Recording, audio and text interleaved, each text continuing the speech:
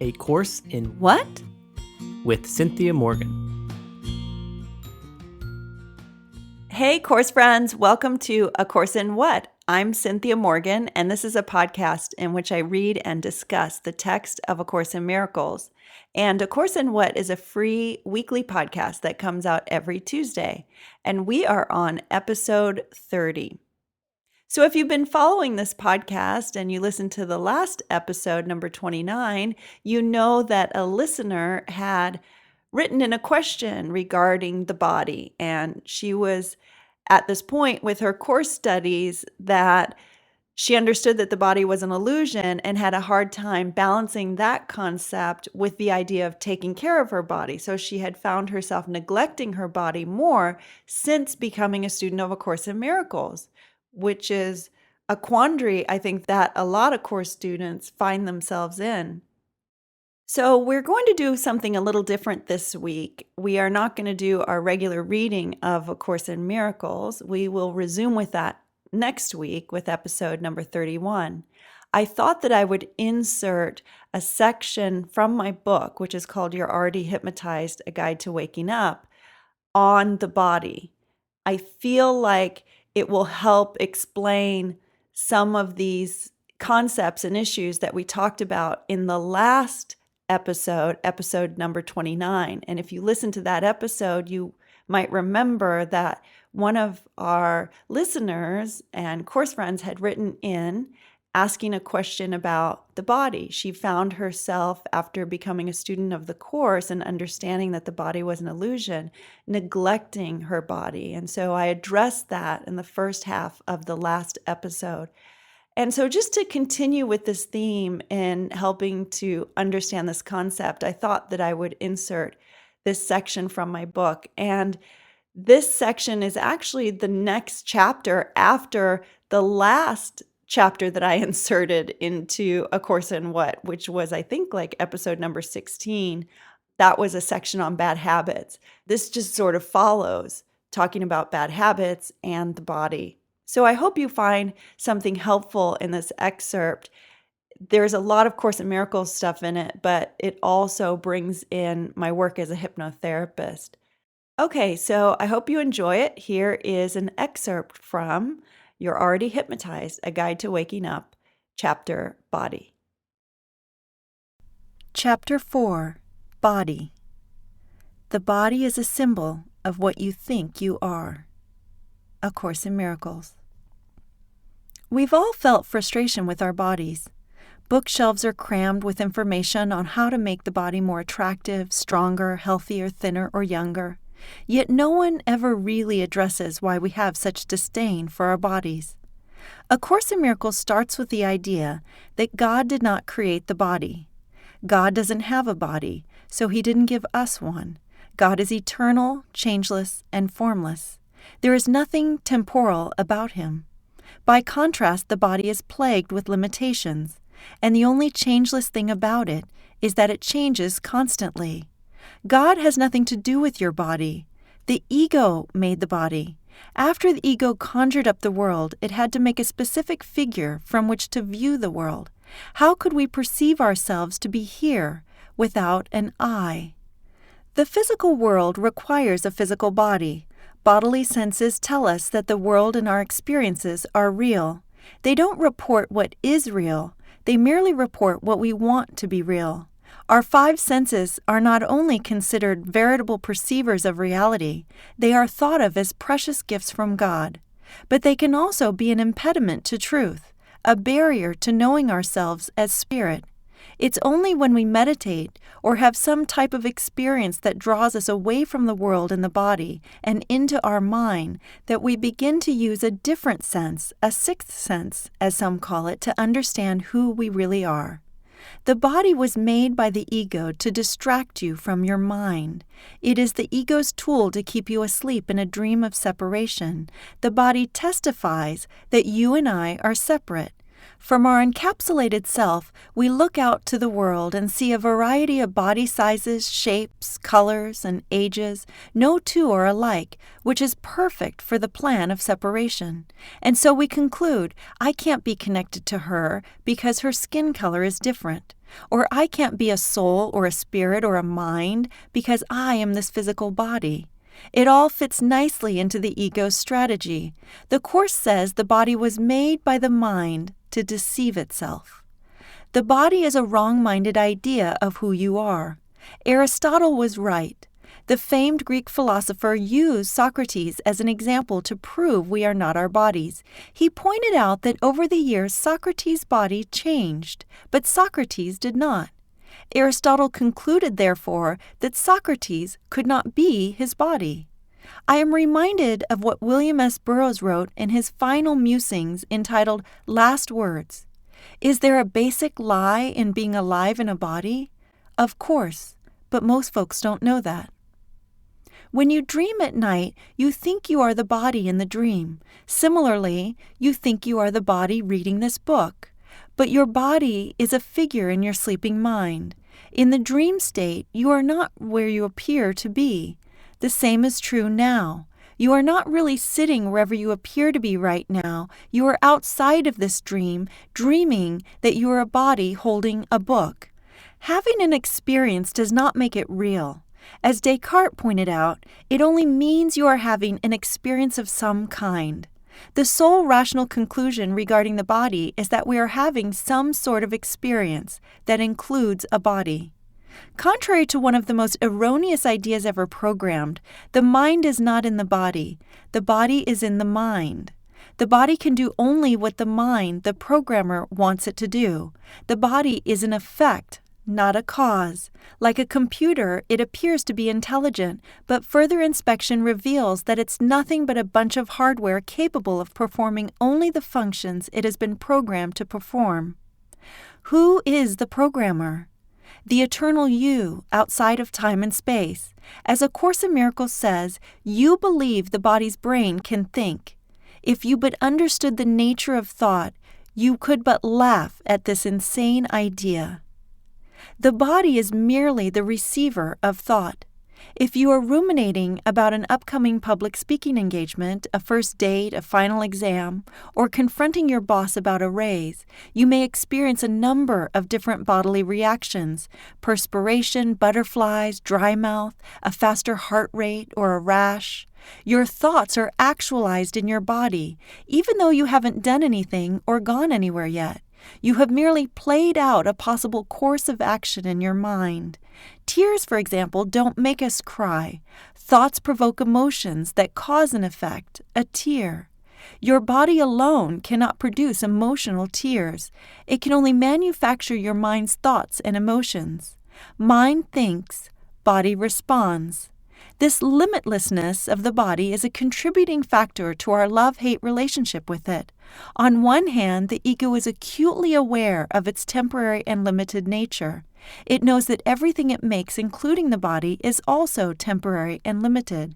This enrages the ego because it means the ego is incapable of replicating the one thing it strives for, eternalness. The body will eventually turn to dust. The ego will never outlive God. That sense of inadequacy and self-hatred is fervently cast upon the body. I hate this body. It's not tall enough, thin enough, strong enough. It will never be good enough. As A Course in Miracles puts it, the body is the ego's home by its own election. It is the only identification with which the ego feels safe, since the body's vulnerability is its own best argument that you cannot be of God. Yet the ego hates the body because it cannot accept it as good enough to be its home. But we can't really hate the body because the body is nothing. How can we hate nothing?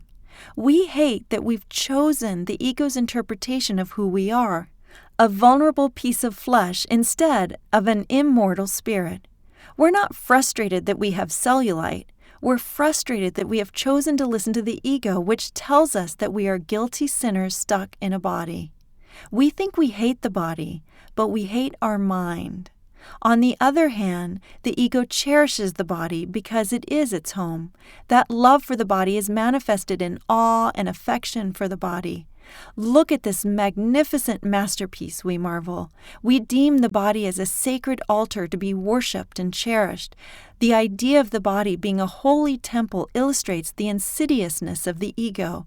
It's a sly attempt to make the separation from God real by fusing truth to illusions. Thinking that the body is holy validates the body as real. If holiness is in the body, then God must be a part of the body. And if God is a part of the body, He must be a part of the world. If He is part of the world, that means this world is real, and thus so are separation and the ego. The body is not holy. Love is holy. The body is only perfectly suited for this perfectly imperfect world. This world is not perfect, and neither is the body. The body gets sick, gets banged up, it malfunctions, succumbs to disease and decay, and then dies. The body is the ego's temple, not God's. We don't view our minds as sacred or as the holy temple of God, and we pay little attention to our thoughts, but we'll wake up at 5 a.m. to exercise and spend the rest of the day counting calories. I think most people, at least on a conscious level, would rather have a perfect body than peace. That we think having the perfect body would give us peace illustrates just how hypnotized we are. We forget that our feelings of disappointment are from the guilt in our mind, and instead of tackling that, we frantically try to fix the body. I recently had a client who was at least 25 pounds overweight. He was single and gay, and in the Los Angeles gay scene, an overweight body is a liability. As we were discussing his issues, I was surprised that he never mentioned his weight. When I asked him about it, he said, "A few years ago, I lost all the weight and then some, and I realized I was no happier. I was the exact same person with the same feelings. I figure I might as well enjoy myself and not worry about it." We think we are unhappy because we are overweight. Then we lose weight and we're still not happy. So we change the way we dress, dye our hair, or exercise more. It doesn't end, and it won't end because the body was made from a thought of lack. That's why we are forever filling, fixing, and feeding it. The body is never satisfied because it was born of the ego's original discontent, which says there must be something more. The body demands our attention, cleaning, clothing, nurturing, caring for it.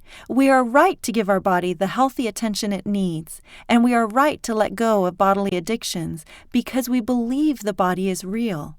Living in a body is like renting an apartment. It's not your permanent home, but you should take care of it and make it as livable as possible while you're occupying it.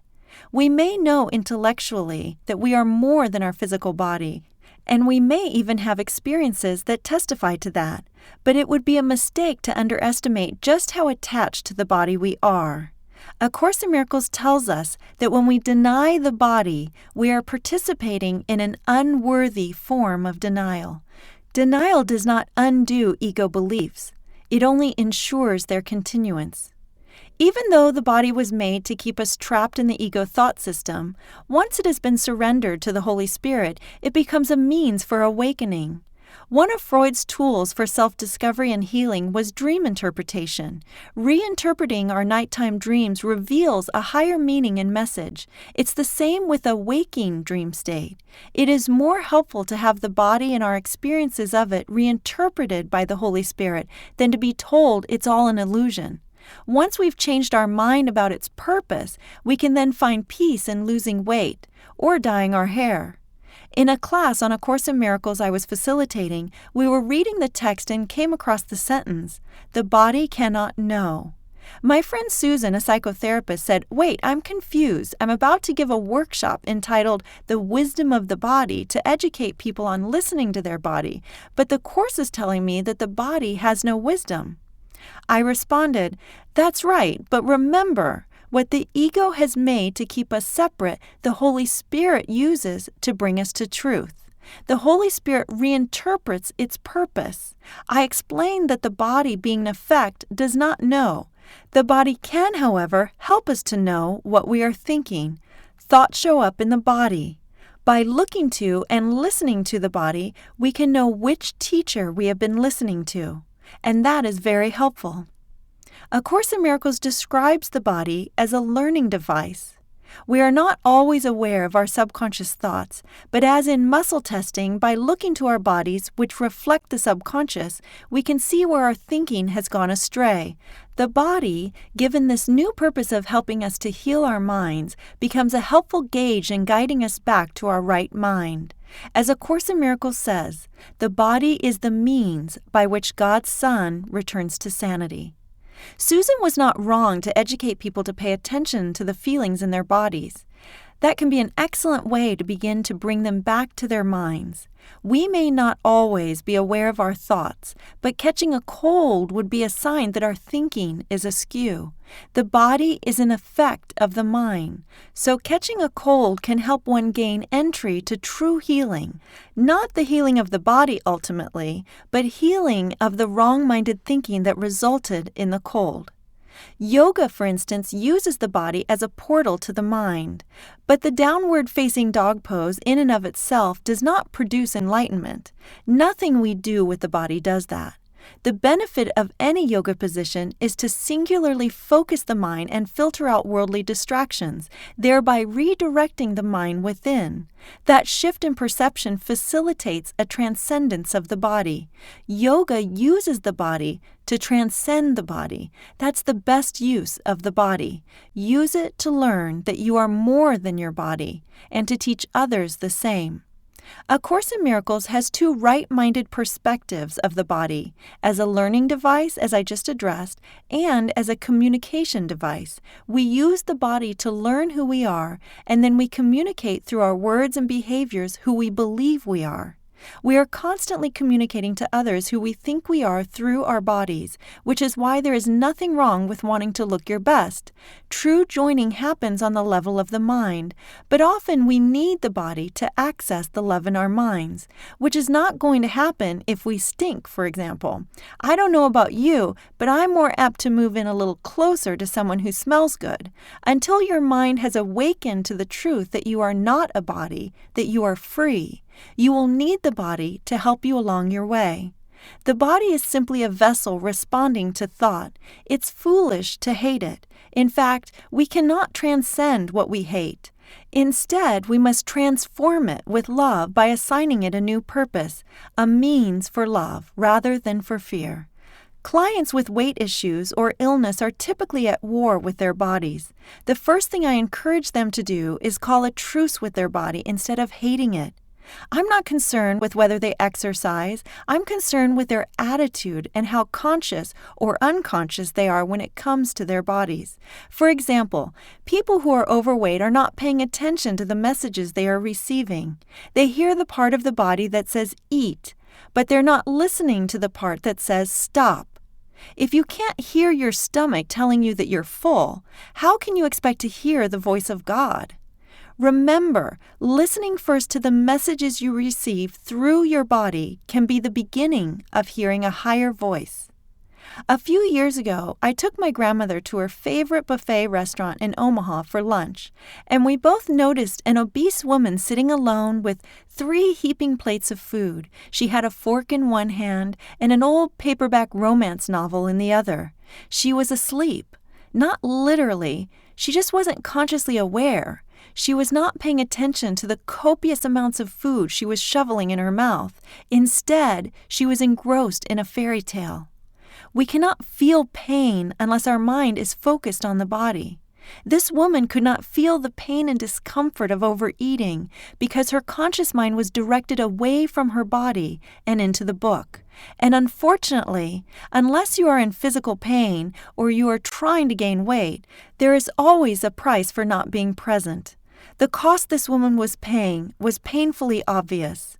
There is no doubt she had unhealed subconscious issues with herself, her body, and food. We may think that we are being more productive by multitasking while eating, but we pay for it later on.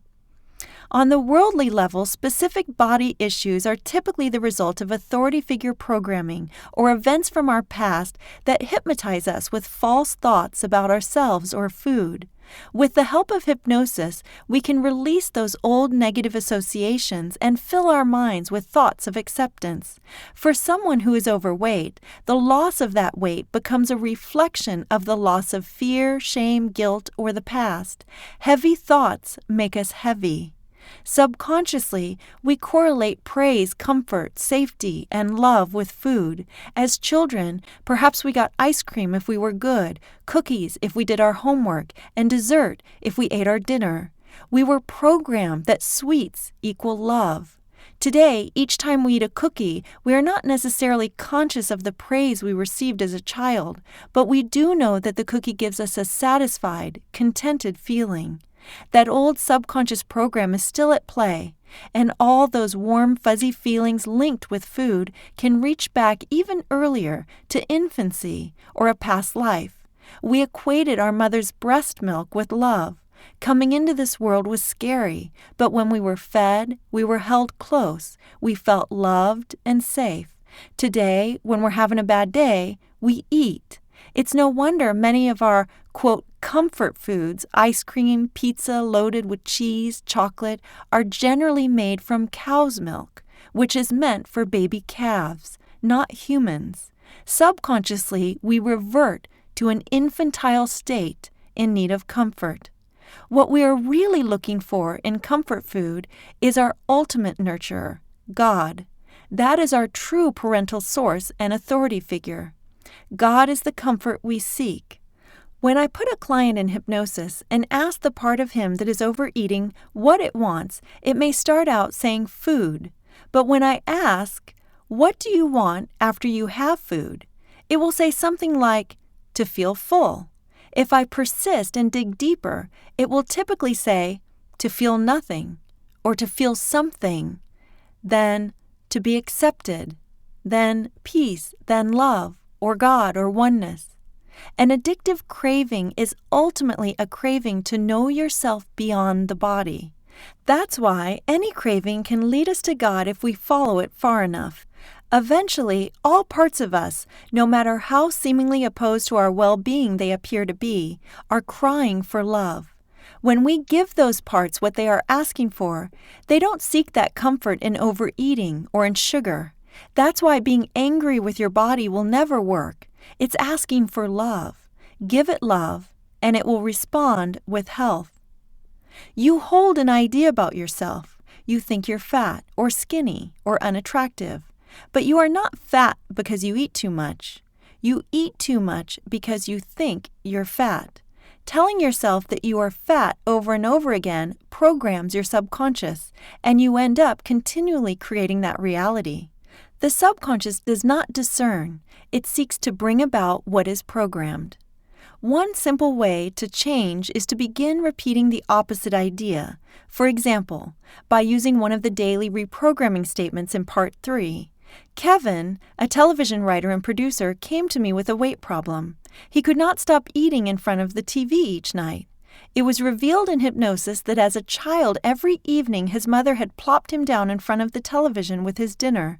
The good news is that those years of TV watching in his childhood helped him become a successful award-winning television producer. The bad news is that television became his Pavlovian signal to eat. Throughout the day, I had him repeat, I don't like to eat in front of the television. In the end, that association began to break up. A true healthy body image does not come from a diet, plastic surgery, or a gym membership. It is cultivated by the recognition that we are more than our physical body. Spiritual practice, hypnotherapy, and such shift our awareness from body identification to spirit identification. As a result, we remember who and what we are, and we relax. The frenetic, nervous energy ceases. We take time to walk and smell the roses, thereby getting exercise, or we stop binging to placate feelings of unworthiness. It is not uncommon for my weight loss clients to hire a trainer or join a weight loss program after just a few sessions. Their newfound desire to take care of themselves is an effect of their shift in perception. Whether you first take care of your body or first heal your unhealed thoughts, the new sense of well-being is because of a decision you have made, either consciously or unconsciously. That right-minded decision guides you in the world to right-minded action. You may seek therapy, adopt a vegan lifestyle, start exercising, stop smoking or drinking, or treat yourself to a makeover. The course of action appears to be the reason you feel better, but the opposite is true. Your behavior reflects a decision in your mind that you are worthy. Your body was chosen by you to perfectly fulfill either the ego's or the Holy Spirit's purpose. You planted every mole and selected each hair. Your body is exactly as you would have it be. You might be saying, "There's no way I chose this body.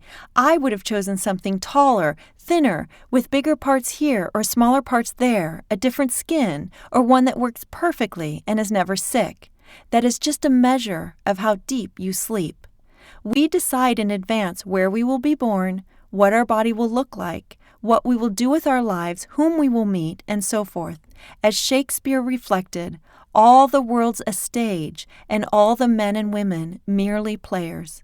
In this dream, we are acting out roles that we have chosen to play, and as any actor knows, a key to a great performance is a great wardrobe. Your wardrobe was made to fit your script. For example, a gymnast does not become a gymnast because he has a small frame. He has a small frame because he is playing the role of a gymnast. He needs to have the experiences and meet the people that environment will afford him. His life lessons require a particular body type. Similarly, a fashion model does not become a model because she is tall and thin. She chose those attributes so she could learn her life's lessons through the role of a model. There is an important learning and teaching purpose for you through your body. You can't find your mind without your body, so it deserves your respect and protection. Treat it with gentle kindness. As A Course in Miracles says, to love yourself is to heal yourself. Love your body for helping you learn the important lesson that you are more than your physical body. Tips. Tip 1. Use the mirror technique. Michelangelo said, "In every block of marble I see a statue, as plain as though it stood before me, shaped and perfect in attitude and action. I have only to hew away the rough walls that imprison the lovely apparition to reveal it to other eyes as mine see it." With that in mind, stand naked in front of a mirror and look at yourself from all angles. Begin to chip away the excess fat on each part of your body until you find your ideal body shape and size. See your arms, your stomach, your legs as you desire them to be. Or conversely, see yourself gaining weight. Use this technique daily for 1 month for any body issue. For instance, if you have vitiligo, look into the mirror and imagine it disappearing. The subconscious is the picture mind. It seeks to externalize your internal pictures. Tip 2. Listen to your body.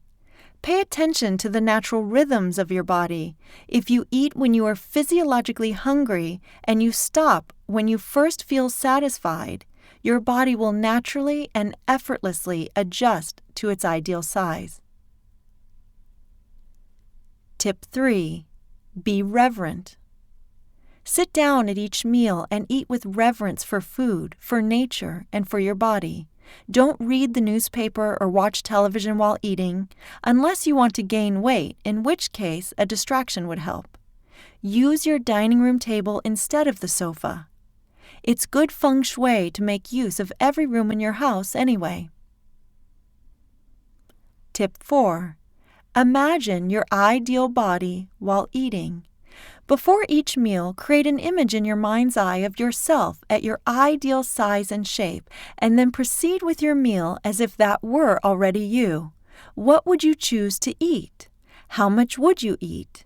If you have a photo of yourself at your ideal size, put it on your refrigerator. This will do 2 things: help to change your subconscious image of yourself and help you be conscious of whether you are truly hungry when you reach into the refrigerator.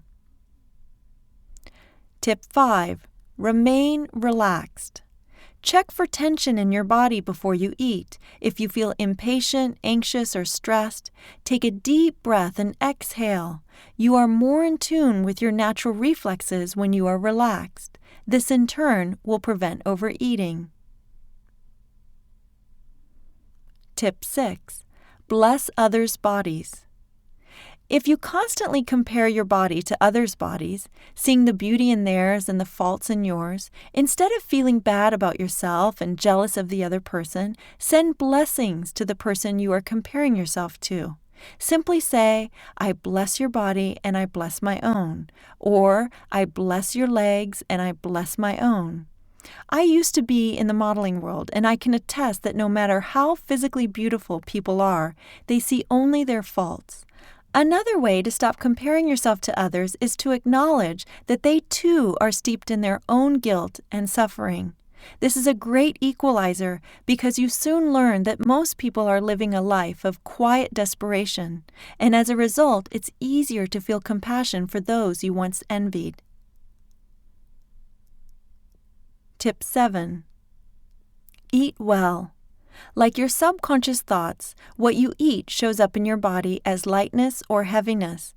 After much research, I am convinced that there is nothing we can do on the physical level that is more beneficial to the human body than to feed it a plant-based diet. Look into the advantages of eating vegan. There are comprehensive studies showing that vegans live 6 to 10 years longer than meat eaters on average. The body thrives and heals on a healthy plant-based diet.